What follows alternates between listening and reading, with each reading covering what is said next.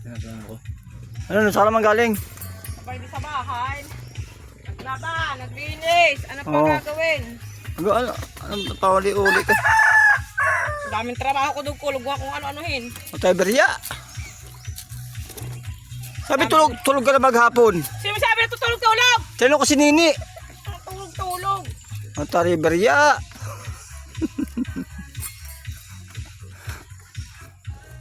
Hindi pa magaling ang bukol mo. Ano ko nga yung bukol mo? Tingnan mo. Wala. Bukol kung... Ba't? Nag-ubi daw sabi. Aray! Sakit pa. Yung bukol na yan. Grabe naman kasi pag pati mukha mo may bukol lang. Tingnan mo kung may bukol pa. Meron nga gas-gas pala yan ay. Ang gas-gas. Sabi daw nag-ubi daw. Uubi ka. Baka makumatos ka na yan. Hindi masama yun yun. Ay, delikado baka magano ka na May ingak, parang Oo. nahihinging ako nyo. Nangin ka na nga? Oo, parang. Patay tayo dyan. Parang ako dito na. Hindi nga. Parang nasakit na ito. Kaya siguro. Pwede ko kaya ito. Pwede ka tapos. Sobrang sakit? Pati nga sakit ganito kung ano kaya ito? Hindi ko alam. Baka na ano na yan, nangin ka na sa utang na naman. Kakaisip ng utang. Problema. Tugol, ang problema talagang dumadating yan sa buhay. Eh paano kung makalimutan mo na ako? Paano kung Hinga ko, kawawa ka naman. paano kung limot mo na ako? Ha? Wala na. Aba, hindi pwede yun. Pag ako nakalimot, paalala mo palagi sa akin na asawa kita. Oo. Oo, yun. Sakit ng ulo ko. Kawawa ka naman.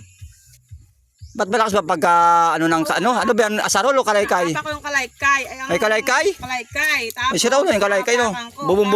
Bubong-bubo naman yung kalaykay mo. Tapos, pumatok dito yung tangkay ng bayabas. Yung bayabas pa naman tangkay, yung ganito kalaki, oh. Ganyan kalaki, oh. Oo. Ganyan kalaki. Oo. Pumaltok dito, sabi ko, aray. Yun. Sabi ko, Ate Bibi, parang nabuko yung, ano ko, napatok ko ng kawa, ng tangkay. Hindi pa rin nawawala ang sakit, masakit pa rin. Masakit pa. Ayan, tinalikuran na ako ng aking misis. Nakipagmatis na naman,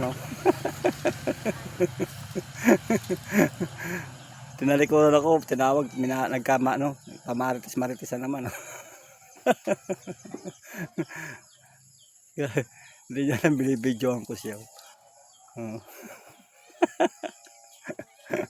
Pinatatawa dito, Ayan. May marites na. Wala na. Nagmarites ng tuluyan. Ane! Ane!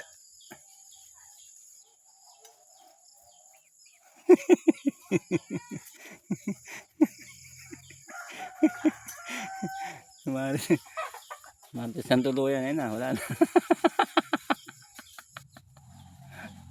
Na-stranded na ang aking misis.